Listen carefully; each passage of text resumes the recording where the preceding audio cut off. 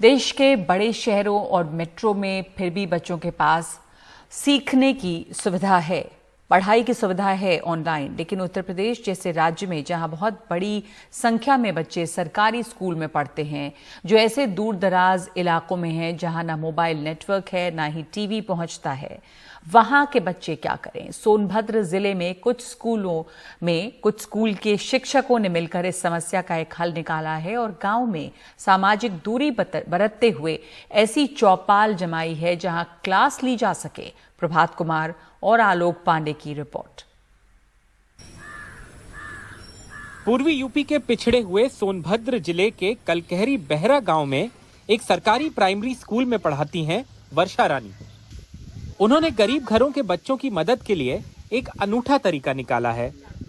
जहां कोरोना की वजह से स्कूल बंद हैं, मोबाइल नेटवर्क नहीं आता और ना टीवी है, वहां ये चौपाल क्लास है। क्या बोलते हैं इसमें प्लैनेट ना, तो ये जो ग्रह है ये सूर्य का चक्कर लगा रहा है। चिकनी मिट्टी ऐसी होती है जिसमें बालू की मात्रा कम होती है, इनके कण छोटे छोटे होते हैं। जहां वर्षा रानी और उनकी तरह के अन्य शिक्षक स्कूल से लगे गांवों में अपनी पहल पर जा रहे हैं पिजन और बच्चों को उनके घरों से बाहर ही इकट्ठा कर पढ़ा रहे हैं। स्पैरो यानी चिड़िया। इसके लिए उन्होंने पहले माँ पिता को भरोसे में लिया और सामाजिक दूरी पर अमल के सख्त नियम रखे। शासन के निर्देश से हम लोगों ने ई पाठशाला का संचालन किया, लेकिन गांव में मोबाइल और एंड्रॉइड फोन के कमी के कारण ये सिस्टम हम लोग कोशिश कर रहे हैं और लोगों को अवेयर कर रहे हैं कि हाँ वो जागरूक हों और ज़्यादा से ज़्यादा जुड़ें। लेकिन इसके साथ ही साथ हम लोग जो बच्चे मोबाइल एंड्रॉइड फ़ोन से छूट जा रहे हैं उनको प्रॉपर वे में पढ़ाने के लिए हम लोग ये मोहल्ला पाठशाला चला रहे हैं और हमारे सारे स्टाफ इसमें मेहनत कर रहे हैं कि हम लोग बच्चों को अलग अलग मोहल्ले में जाकर पढ़ाएं और उससे जो बच्चों का छूट जा रहा है, जहाँ से जो शिक्षण व्यवस्था है उसमें वो पढ़ाएं और साथ ही साथ जो ई पाठशाला का शिक्षण सामग्री है उसको भी बच्चों को दिखा रहे हैं, जिससे कि बच्चे जो है पूरे के पूरे अधिगम जो है इनका वो चलता रहे और इनके अंदर एक गैप ना आए, लर्निंग गैप ना आए। सोनभद्र यूपी की राजधानी लखनऊ से 370 किलोमीटर दूर है। नीति आयोग के मुताबिक देश के सबसे पिछड़े 112 जिलों में आता है और यहाँ 2.5 लाख से ज्यादा बच्चे इन स्कूलों में जाते हैं। जिला प्रशासन का अनुमान है कि इनमें से आधे से ज्यादा बच्चों के पास ई लर्निंग या टीवी के जरिए शिक्षण की सुविधा नहीं है।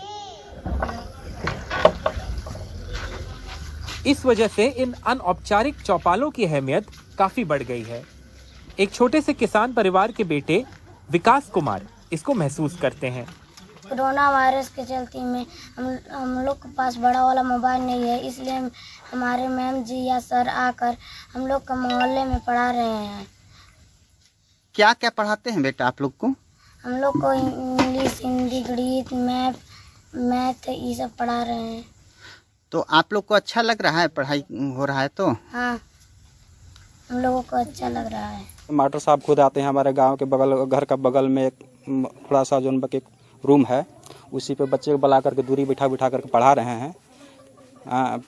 पहले से भी लॉकडाउन में भी आए थे, एक दो चक्कर देख रहे थे कि बच्चा ज़्यादा घूम रहे थे जब स्कूल बंद था तो फिर जो कि आए 2 महीना के बाद में लगभग में तो मतलब बच्चे पे ध्यान दे रहे हैं, बच्चे को पढ़ा रहे हैं, बच्चे लगभग ठीक जा रहे हैं। जहाँ पे नेटवर्क नहीं है वहाँ पे मैं देखा कि कुछ अध्यापक ऐसे हैं जो कुछ बच्चों को इकट्ठा करके दूर बैठा के एक चौपाल शिक्षण की अवधारणा के साथ उनको पठन पाठन का काम कर रहे हैं।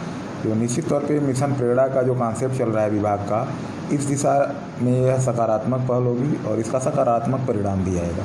ये एक बहुत छोटा सा एक वायरस है, कोविड-19 कोरोना वायरस है ना, के रूप संपर्क में आएंगे अगर हम। अब तक इस तरह की कक्षाएं कुछ सरकारी शिक्षकों के निजी पहल का मामला है, जिनसे देश के सबसे गरीब बच्चों को मदद मिल रही है। लेकिन अगर इनको सांस्थानिक रूप मिल जाए तो पूरे यूपी के तमाम सरकारी स्कूलों के बच्चों की बेहतर शिक्षा सुनिश्चित की जा सकेगी।